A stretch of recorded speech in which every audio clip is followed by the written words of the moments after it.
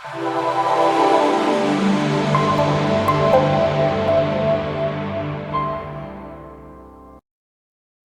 morning, and thank you for joining us today for the January 21st, 2022 North Carolina APCO, North Carolina NENA chapter meetings. Before we begin our meetings today, please join us as we recognize the United States of America with the playing of our national anthem.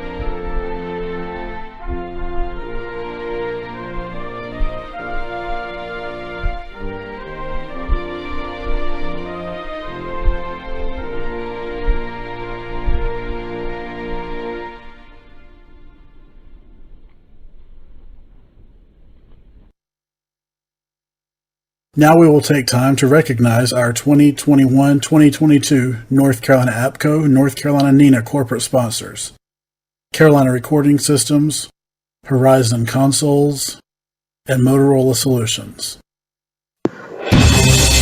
The employees of CRS would like to take a moment to recognize all of the public safety personnel that give, serve, and protect the citizens of our communities. Thank you. We take our commitment to serving you seriously. Our mission and the reason we exist is to honor the patch. Our patches represent pride of ownership, duty, and purpose. It inspires loyalty, dedication, and camaraderie, all for a cause greater than ourselves. To honor the patch means we care about you. We desire meaningful work and are resolved to make a positive difference, not just a living.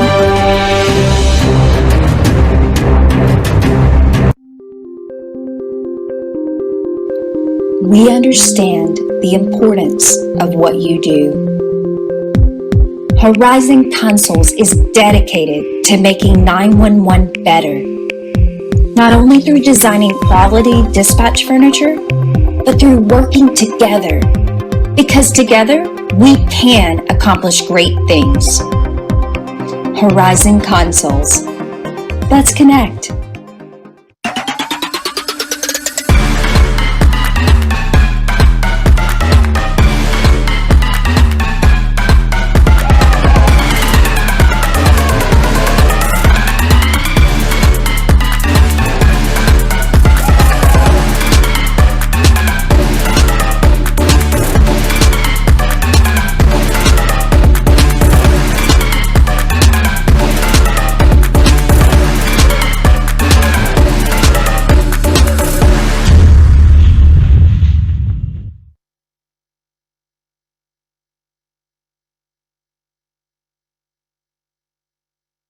Join me now as we recognize North Carolina APCO First Vice President Christine Moore.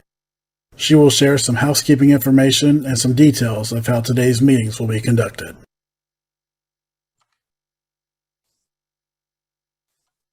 Good morning, everyone, and thank you for joining us this morning. As you know, I'm Christine Moore, the First Vice President of North Carolina APCO, and on behalf of North Carolina APCO President Grayson Gussup and North Carolina NENA President Alan Kress, we welcome you to the January 21st, 2022 chapter meetings of North Carolina APCO and North Carolina NENA. This morning, we will begin with our North Carolina APCO chapter meeting, which will then be followed by the North Carolina NENA chapter meeting. We are excited to have over 80 individuals who have registered to attend today's meetings on Zoom and expect countless others to join us watching the recorded meetings on YouTube and our social media outlets. As we begin the meetings, all attendees have been muted. Additionally, we ask for all who are attending, with the exception of board members, to please turn off your cameras when not speaking to help us conserve bandwidth. There will be opportunities for questions or comments at the end of each meeting, and we would also like to invite you to submit questions or comments using the chat function in Zoom during the meetings. We are so happy to have you joining us today, albeit virtually. We wish we were in person, and I will now recognize President Grayson Gussa to call the North Carolina APCO chapter meeting to order.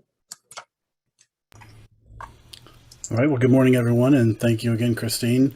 I will now call the January 21st, 2022 chapter meeting of North Carolina APCO to order.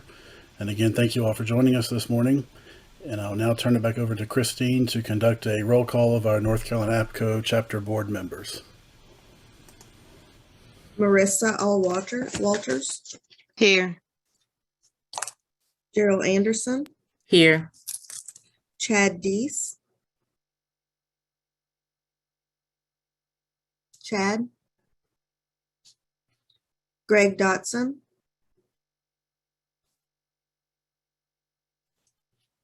Samantha Dutch. Here. Travis Essick. Here. Missy Ezel. Here. Ray Gilliland. Here. Shantae Griffin. Here. Grayson Gussa, I have got you marked down. Janet is excused. Lori Laughlin. Gary Laughlin. Here. Melanie Neal. Here. Randy Surratt. Here. Frank Thomason. Good morning, Christine, present. Good morning. Amanda Ward. And Herman White. Here. That concludes roll call. Okay, thank you, Christine. So now before we begin today's meeting, I just want to take a moment to welcome and recognize some in attendance with us today. First, want to recognize all of our past North Carolina APCO presidents, our North Carolina APCO chapter life members, our APCO International senior and life members, all of our registered public safety leaders or RPLs who are present, all of our certified public safety executives or CPEs who are present. And on that note, I just want to take a minute to recognize and congratulate Melanie Neal as the newest CPE graduate from North Carolina. I was able to be in Daytona Beach last Friday as she completed the capstone for the program and was able to celebrate with her. So just wanted to take a moment to again congratulate Melanie on becoming our latest CPE in North Carolina. Thank you, Grayson, very much. I appreciate it. And we also have a few other special guests attending. Just want to call out a few. David Dodd, the East Coast representative to the APCO International Board of Directors. Pokey Harris, the executive director of the North Carolina 911 Board. I'm not sure if these next three are on with us yet, but Jonathan Jones, the chapter president from the Georgia chapter of APCO. Charlie Bickford, the chapter president of the West Virginia chapter of APCO. And then Johanna Gonzalez-Sells, the chapter president from the Ohio chapter of APCO, all joining us today to take part of our meeting. And also want to just take a quick moment to recognize all of our corporate sponsors who are on, and thank you all for your continued support for North Carolina APCO and North Carolina NENA. So today we also welcome Steve Martini, who is a member of the Tennessee chapter of APCO and the director of the Metro Nashville Department of Emergency Communications, and is a candidate for APCO International second vice president. So it's my honor to introduce Steve to our membership and give him the opportunity just to share a few quick remarks as he strives to become the next president of APCO International. So please join me in welcoming Steve with us this morning. Thank you, Grayson. I appreciate the opportunity to speak to the North Carolina membership. It's fun to scroll the list of people who are attending today because I see so many friends in Frank and David and Melanie and Christine. And and Rick Thomason and Ryan Chambers and Gerald, who taught me a whole lot of stuff when I first got going, and Grayson, obviously you just very. It's just great to see a whole lot of faces that are so familiar for so many years. If you don't know me and if we've not met, I started my journey with APCO in 2008 as an agency instructor. I served at that level within my agency for about 5 years and really grew, cut my teeth on what it is to be a public safety telecommunicator and public safety communications professional with APCO.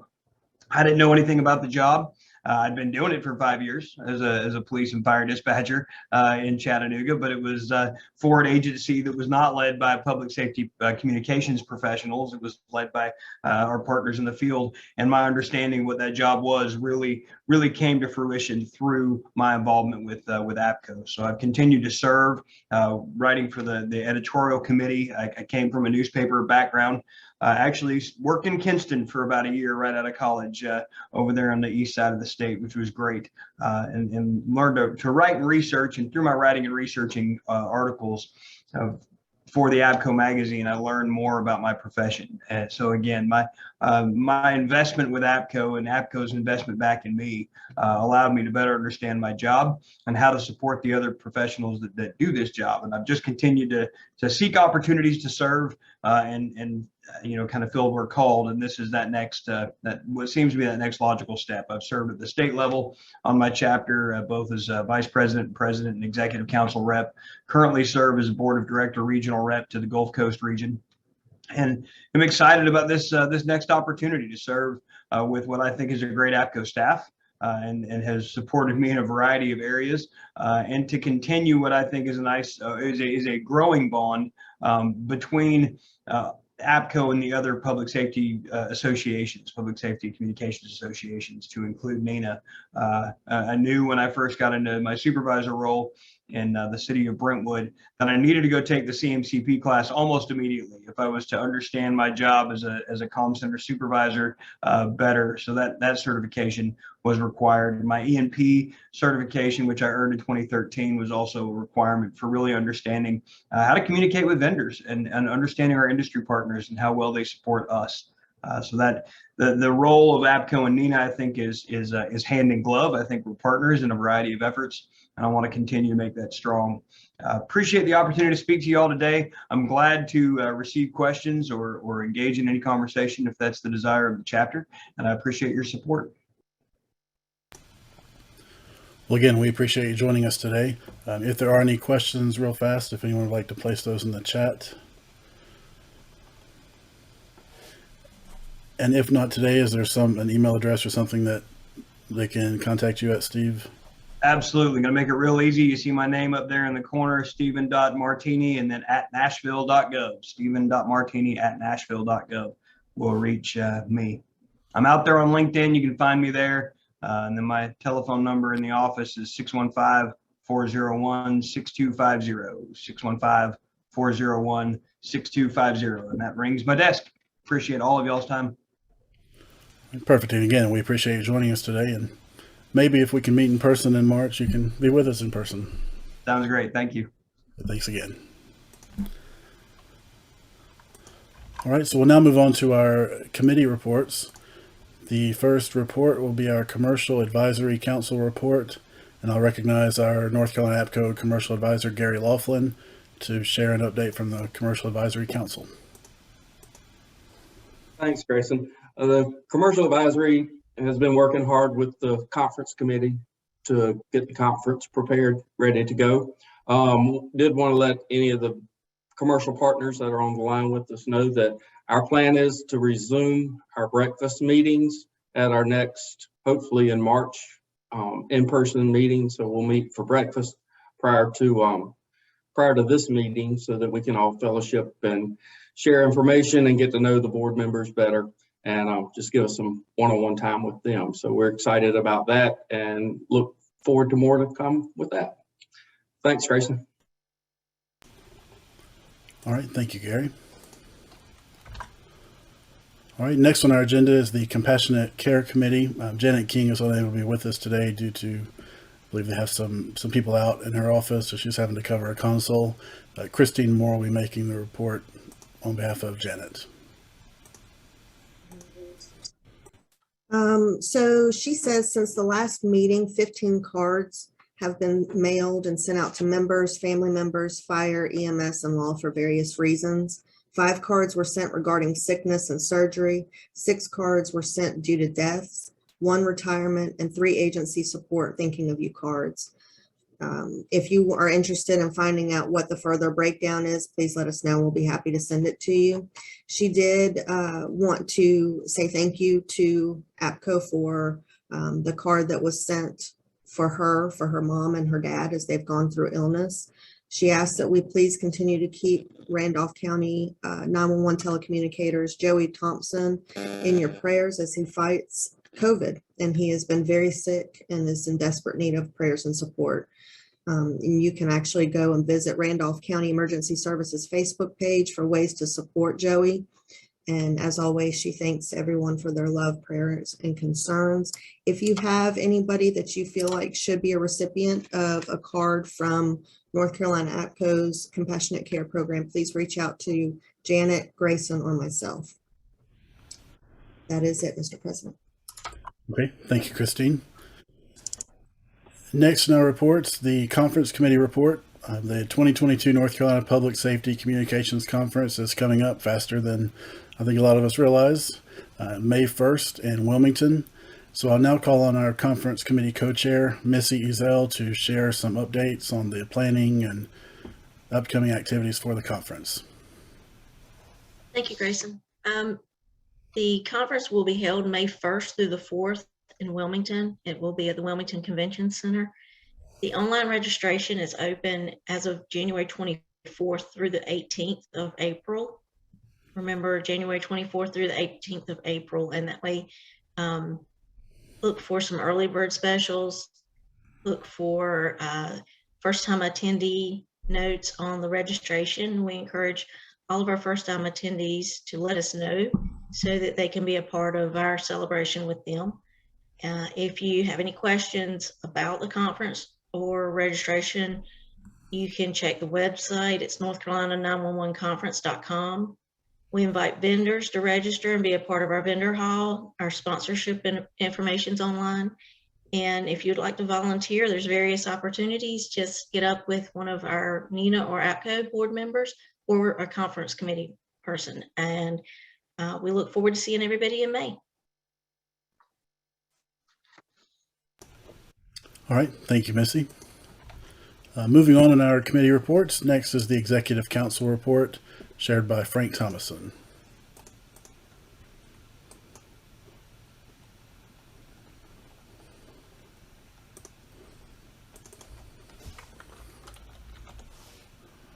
Frank, are you still with us?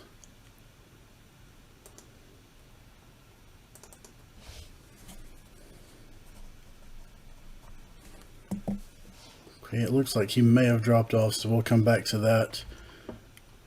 Our next report will be the historian report, and I'll recognize Randy Surratt, our chapter historian.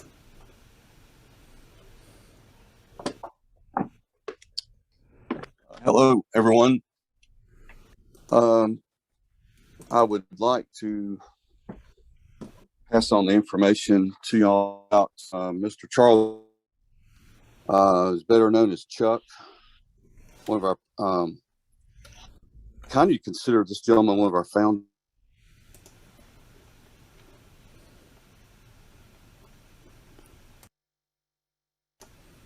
A few weeks ago, 2 years.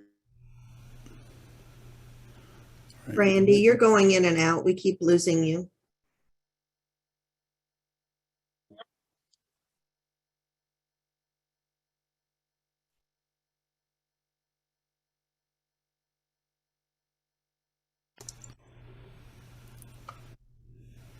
Randy, are you still with us? Yeah, I'm unmuted right now, but it keeps muting me. I don't know. Can you hear me now? We can. That's a how many times we've heard that in our life? Can you hear me now? Can you hear me now? Can you hear me now? All right, Chuck was one of North Carolina APCO's first secretary treasurers, And Chuck also served as the national APCO president from 1984 to 1985. And Chuck was the third North Carolinian to do so. So that's really all I have, Mr. President, for his historian report.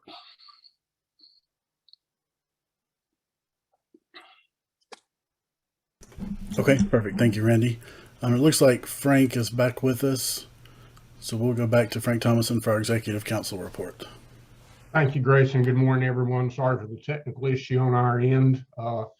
The APCO Board of Directors had their quarterly meeting that they completed last week, and the East Coast representatives will meet with our Board of Directors reps in the coming weeks for a summer report of that board meeting. But I do know a couple of issues or a couple of normal things that were taken care of during that. APCO completed their annual review of the budget and 5-year plan and successfully put that together. APCO remains in a very healthy financial situation moving forward, and there are several capital projects that are untapped to be continued from last year. So we're very appreciative of that and the work that they do with that. Mr. President, I don't have any other burning issues to report from the national level at this point. And if any additional information comes forth from our summary meeting, I'll report that back to the board. Thank you. All right. Thank you, Frank. Our next report is the North Carolina 911 Board report and update. Our North Carolina 911 Board representative, Melanie Neal, does not have anything to share this morning. But the executive director of the 911 Board, Pokey Harris, would like to take a moment just to share some updates on staffing and some other projects with the 911 Board. So Pokey, if you are with us.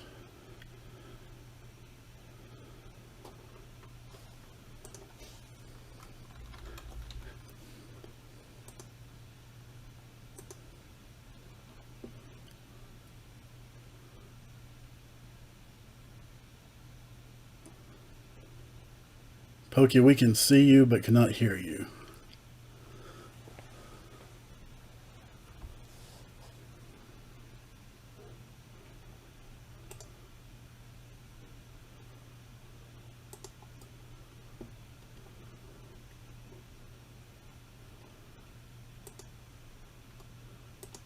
She says come back around to her. Okay. All right, we can do that. So moving on our agenda, the next agenda item is our Nominations Committee report. And I will recognize our nominations chairperson, Ray Gilliland. Thank you, Mr. President. Can you hear me okay? Yes, we can. Okay, great deal.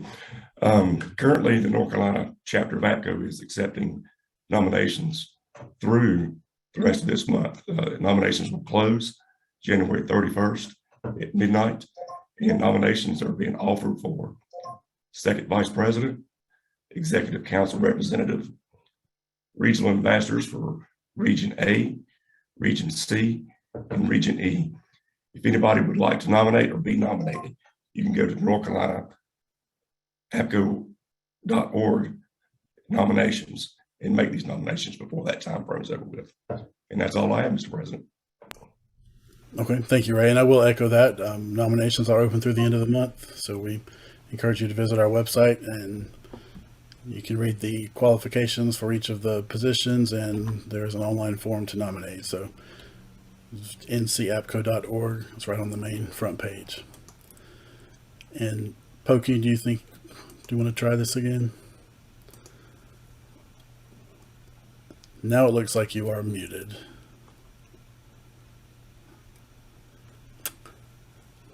No, we cannot. Pokey, would you rather us just go to Melanie?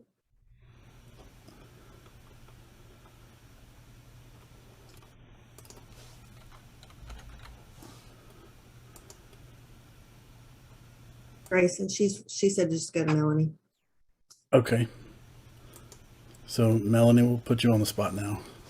Yeah, the only update I have is we have not met since the very first week in December when we had our workshop and meeting. Our next meeting is scheduled for next Friday, January 28th, and it is virtual at 10 a.m. So I would encourage everybody to join if possible. I don't know what kind of staffing updates Pokey wanted to share, so I will have to wait on that. She's just saying she's sorry. All right. Well, thank you, Melanie. All right, moving on in our committee reports. The next is our training report, and I'll recognize Gerald Anderson. Good morning, everyone. Can you hear me okay?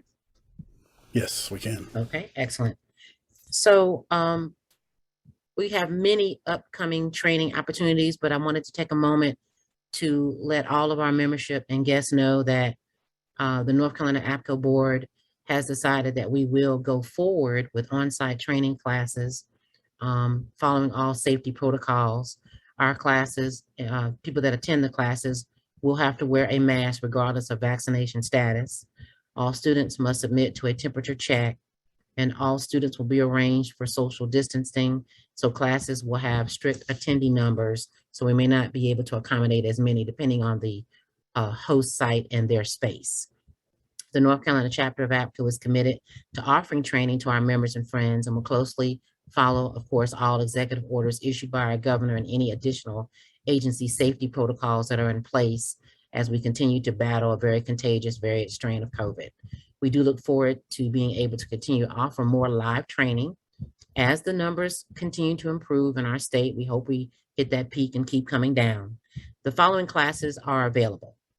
The North Carolina chapter will be offering the APCO supervisor course hosted by Onslow County 911, February the 25th through the 27th. Pricing and registration information will be coming out later this evening via the listserv and the link to register.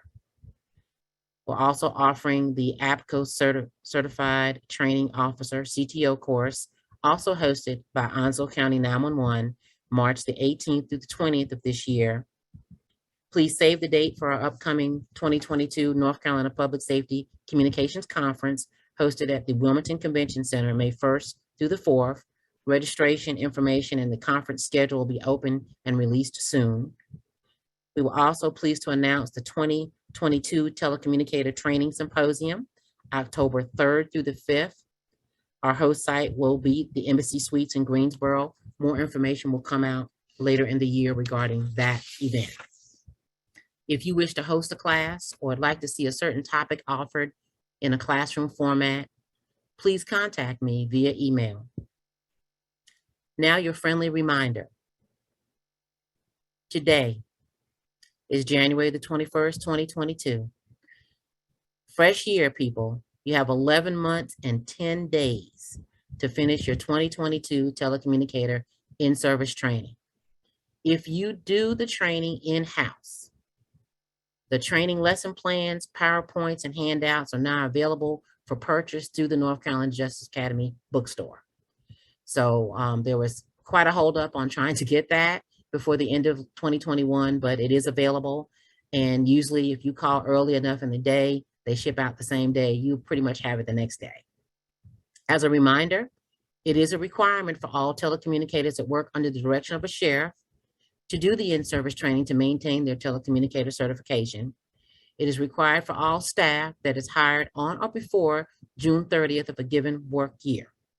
If you do not do the classes in-house, they are available in an online format through Richmond Community College, Alamance Community College, and the North Carolina Justice Academy. I do have one note. You'll notice, those of you that teach the classes, that the class entitled Community and Responder Engagement, Identifying the Telecommunicator's Role, shows on all paperwork issued by the Justice Academy as classroom only. In December, I did go before the Justice, I went to a North Carolina Sheriff's Commission meeting because I asked this question at the School Directors Conference and was told the only way to get a change would be to go to a commission meeting. So I went before the Sheriff's Commission in December in Guilford County and asked for permission for this classroom only class to not be only classroom, given that we are in a pandemic with a new variant strain, and that most agencies, in order to keep their staff trained and up to date, had switched to an online format, and this probably would not work for the majority of agencies across our state.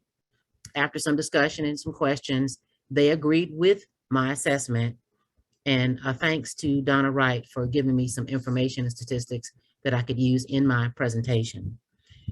So this class, Community and Responder Engagement, Identifying the Telecommunicator's Role, is no longer classroom only. However, what they've done is they've put it down under now the Sheriff's Choice, and it will be replaced with Broadcasting Techniques and Radio Etiquette, which currently is on the list as Sheriff's Choice. It will now be a mandatory. So they're swapping the classes out to give everybody an opportunity to still get all the training that they need in an online format.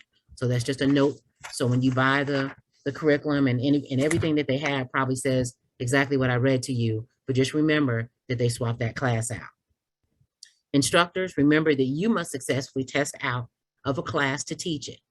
Also, if you're an instructor, do not forget to go to the North Carolina Justice Academy website and do your annual instructor update class. This is how you keep your general instructor certification.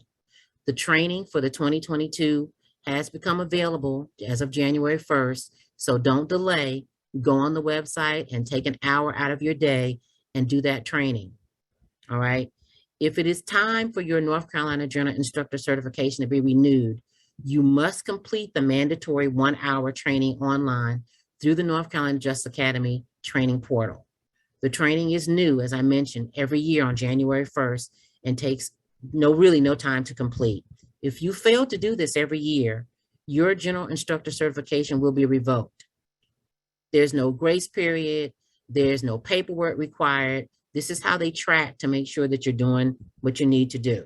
All right, so please don't delay, get online and take that hour of training. It is our chapter's goal to continue to provide quality training for our members across the state at a cost-effective cost. So we thank you for your support as we navigate through this pandemic and our efforts by attending the training. And we want to widen our efforts. So if you have any suggestions or anything you'd like to see, please don't hesitate to reach out to me or reach out to anybody on the board and let us know. We want to serve our membership and make sure that you have what you need. Mr. President, that is all that I have for my report for this meeting. I'm happy to take questions. All right. Thank you, Gerald. Okay, I've been told that Melanie may have a report on behalf of Pokey. I do. She sent me a message for it. So they are currently 118 PSAPs on the EZNet. The remaining 9 should be on board by May.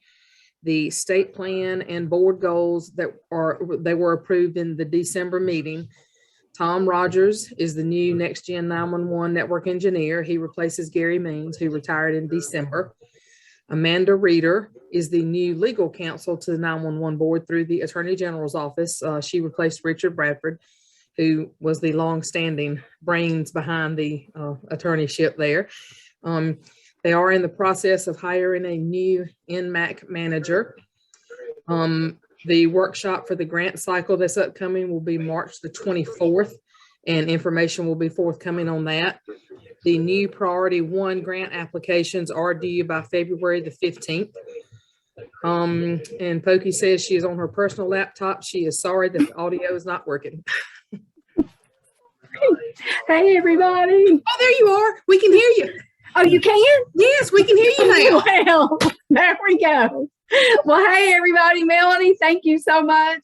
I truly appreciate that. It's wonderful to see everyone. Happy New Year. The board is off to a great start. We do have our meeting next week. As Melanie said, so much going on. We look forward to completion of our Next Gen migration project. So excited what's happening here in North Carolina and looking to what Next Gen means to us now here in North Carolina. What's our next project? So what will we be innovators for now? So Melanie, thank you all and Happy New Year, folks. Good to see everyone and glad you all can hear me now. I don't know what I did. Thank you, Melanie and Pokey. All right, we'll move on in our agenda to the treasurer's report. Our treasurer, Lori Laughlin, is not able to be with us due to a family emergency. So in her absence, our chapter secretary, Missy Ezell, will provide our treasurer's report today. The main checking account, $8,590.07. Symposium account, there's $212.19. The scholarship account, it's $1,307. The money market account is $51,576.02. And the total on all the accounts is $60,685.28. Okay, very good. Thank you, Missy. So now we'll move into our regional ambassador reports. We will start with Region A. Amanda Ward. Has she been able to join us by chance? Christine, have you noticed? Okay, it does not look like she is here. All right, so we'll move on to Region B. Marissa Allwalters, were you able to be with us? I'm here. Good morning. Good morning. Just a few things real quick. Granville County 911 has 3 current openings. 2 of them are new positions due to a budget. And so I'm super excited to hear that we're able to get more positions in these budgets. They've had a couple of COVID cases, but they were all spread out, so it wasn't as hard on the agency. Highway Patrol for Troop C Communications in Raleigh. We had a pretty decent sized COVID outbreak between Christmas and the first week of January. It put about 30% of our staffing out. Everybody's back at this time and healthy for the most part. There are 6 current openings. We should be seeing some positions posting within the next 2 weeks. We officially have a step compensation plan that includes higher pay for tenure, ATAC designation, and CTO. And then our current center supervisor has retired. Interviews were held Wednesday. We should be seeing an official announcement for our new center supervisor within the next 2 weeks or so. And lastly, Lisa Rue, recently promoted to communication shift supervisor at Cary PD. All right, very good. Thank you, Marissa. We'll now move to our next region report, Region B, and Chad Deese. Okay, Columbus 911's reporting they have 6 positions open, and info can be found online at www.columbuscounty.org. They do have some special recognition for a staff member, their new emergency services director, Nick West, who is also serving as their assistant county manager. For projects, they are currently renovating a building to relocate the 911 center, and their current primary center will become their backup center. They don't have any training going on at this time, and for additional information, they would like everyone to wish them good luck during this ice storm. Hope County 911, they have 1 position. They've not advertised for it yet. However, it will be coming up soon. And as well, you can apply at the Hope County website. They are upgrading their stencil recorders in the main and the backup centers beginning on the 31st of this month. Fayetteville PD is reporting they have 12 full-time vacancies and 5 part-time vacancies. The part-time positions are open exclusively to telecommunicators in the area that are currently certified in at least 1 Pro QA discipline. The rate is $25 an hour, and TCs can apply at fayetteville.nc.gov later this month when the position is posted. They've just completed a training academy and certified 6 new telecommunicator ones, and they're excited to have them on board. They want to announce that Christopher Smith was just promoted as the assistant supervisor, and Amanda was promoted to 911 supervisor, and they're already doing great things for the department. Lumberton 911 is reporting 1 position as well, and you can apply at the City of Lumberton's website. They do have some special recognition of Stephanie Grissett, who stayed on the line with a caller threatening to commit suicide and was able to talk him down until police arrived. They're in the process, the early stages of console furniture replacement in their center, and they don't have any training. Brunswick County is reporting they have 7 open positions, and they've included their employment link as well at brunswickcountysheriff.com/employment. They would like to recognize some folks that worked a major structure fire on December the 8th of 2021. This was a fire that involved multiple structures on Bald Head Island. What made this particular unique is that the island is only accessible by boat. Between getting mutual aid to the island and standbys at various departments throughout the county, this group coordinated the response of approximately 20 fire departments and EMS personnel to this incident. I have listened to all the phone and radio traffic, and to say it was a significant event is an understatement. The group did a phenomenal job at handling the overwhelming traffic that was generated as a result and should be commended. The telecommunicators involved are Dana Rich, which is the supervisor, Kyle Hughes, Julia DePriest, Laura Garcia, Ed Rodriguez, and Megan Abrams. They are currently working on moving on their backup center. They're in the early stages of the process, and they are in the process as well as onboarding the EFD with a target go live of May the 17th. At Robeson County 911, we have 3 open full-time positions, and that's the end of my report, Mr. President. Okay, thank you, Chad. Our next report will come from Region D. It'll be Shantae Griffin. Good morning, everyone. Can you hear me well? Yes, we can. All right, to start off, Guilford Metro 911 just started 5 new employees in their rookie academy. This leaves them with 11 vacancies. They're currently accepting applications at the City of Greensboro website. Guilford Metro just reaccredited an EFD for the 6th time. We'd like to congratulate them on that. And once again, we would like to congratulate Director Melanie Neal on completing her CPE on January 14th. North Carolina A&T University Police currently has 1 full-time position and 1 part-time position available. Also would like to congratulate TCO telecommunicator Don Anderson for being selected as Telecommunicator of the Year with the university during the departmental award ceremony held in December. Wake Forest University welcomes Barry Brown and Charlie Lowry to the team. They currently have 2 part-time communication officer positions and a temporary full-time position. Nancy Villa, Diane Henderson, and Danette completed the PSAP managers training through Richmond Community College. Randolph County currently has 1 employee that is very sick with COVID-19. He's currently hospitalized, and we are all hoping for some good news soon. They are still in a lot of shock, and they miss him terribly, but just would like to send a special thanks to all of our peers that have supported Joey in this time. Additionally, they are 2 full-time positions short, and their part-time roster has also dwindled over the last year. They continue to accept applications for both of these positions and hope to have a new group of trainees. That's all I have at this time, Mr. President. Thank you. Okay, and don't go away quite yet. For those who may not have seen it on our social media, just want to also recognize Shantae. December 17th, she was awarded the NC A&T State University Police Employee of the Year. So congratulations, Shantae. Thank you. All right, our next report will come from Region E and Samantha Dutch. Good morning. Can you hear me okay? Yes, we can. All right. So first, congratulations, Shantae. Thank you.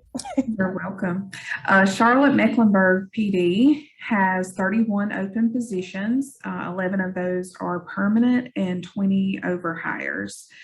They are preparing to deploy EZNet and are working on upgrading their CAD system. They have had a severe impact due to COVID. They say that this week appears to be their peak week, at least they hope.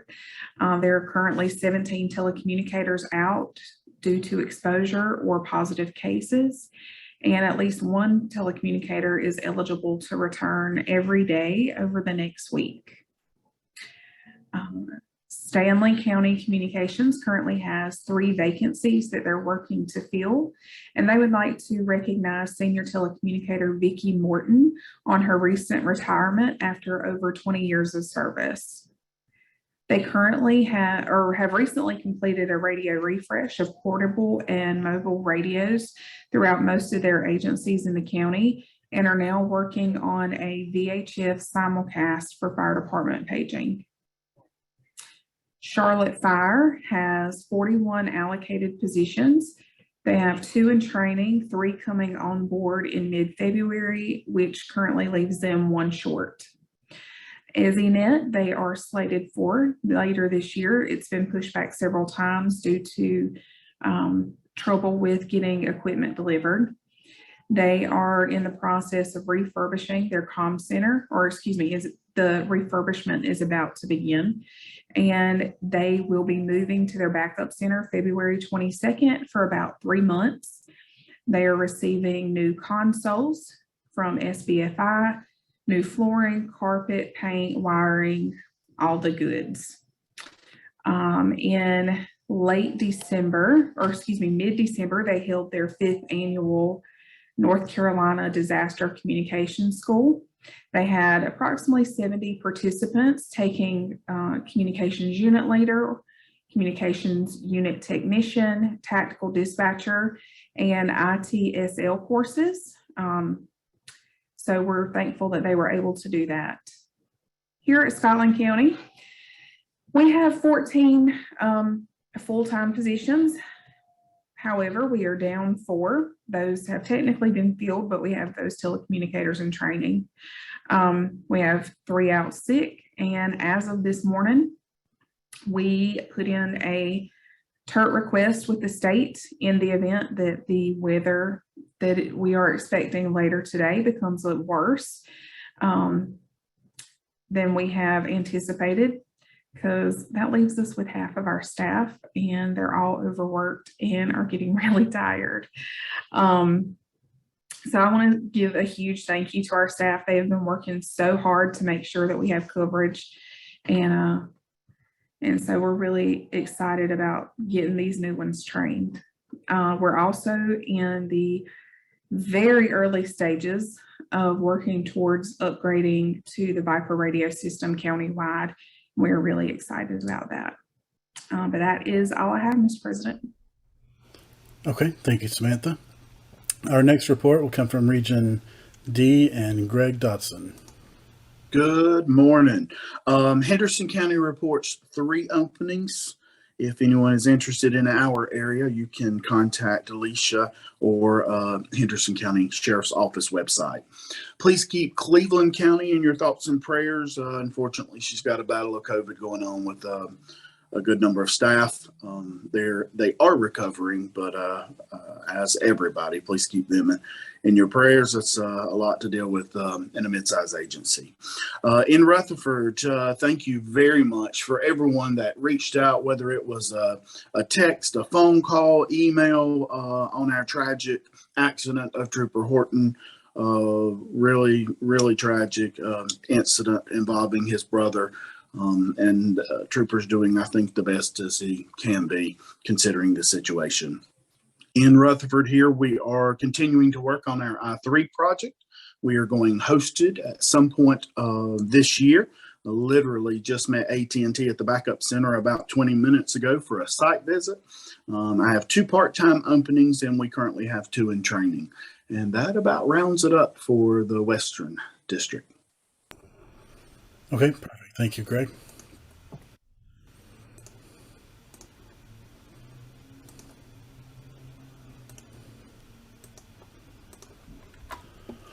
All right, so as we wrap up our meeting, I just do have a few comments, remarks I want to share.